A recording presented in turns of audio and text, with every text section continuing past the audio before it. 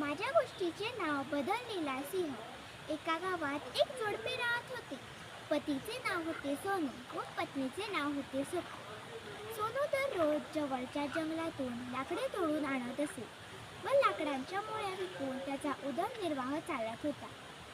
सखू भाकर भाजीची टोपली घेऊन सोनू बरोबर मदत करायला जायची. दिवसभर लाकडे गोळा करून ती संध्याकाळी घरी यायची. त्याच जंगलात एक बलवान सिंह राहत होता.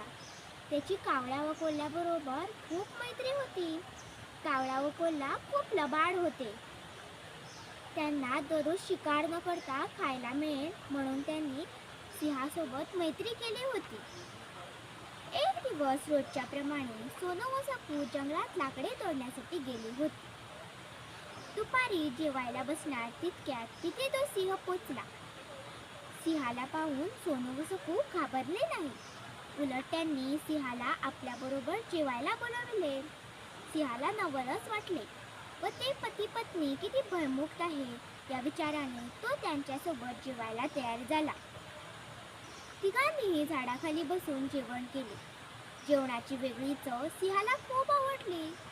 दुसऱ्या दिवशीही नेहमीप्रमाणे सोनू व सकू जंगलात लाकडे तोडण्यासाठी गेली होती. दुपारी जेवायला बसणार तिथे तो सिंह आला व त्यांच्यासोबत जेवायला बसला. असे ते तिघेही जण एकत्र मिळून दररोज झाडाखाली बसून जेवण करायचे. मग सिंह शिकारीसाठी जायचा व सोनू सकू बरोबर जेवण करायचा व कावळा व कोल्ह्याला काहीच आणायचं नाही. म्हणून कावळा व कोल्हा चिंतित पडले व सिंहाने जर आपल्याला काहीच खायला आणले नाही तर त्यांना शिकारीसाठी जावे लागणार आणि ते तर त्यांना मान्यच नव्हते. म्हणून सिंह कुठे जातो, काय खातो हे त्यांनी पाहायचे ठरवले. रोजच्याप्रमाणे सिंह सोनू सकू बरोबर जेवायला गेला व त्यांच्यासोबत जेवू लागला. त्याच्या मागे कावळा व कोल्हा गेले व सिंह माणसासोबत जेवणावर बसून ताव मारलेला पाहून त्यांना त्याचा खूप राग आला व ते मनात म्हणू लागले की सिंह एकदम माणसात मिसळला आहे.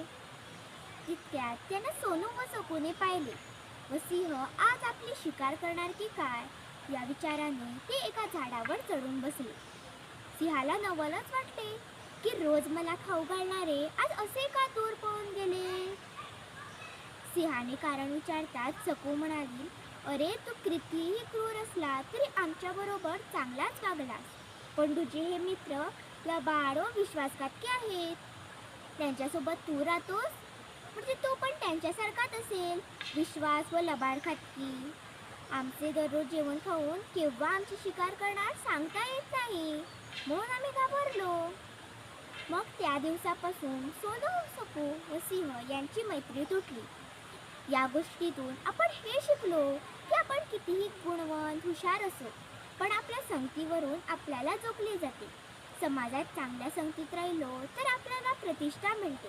धन्यवाद.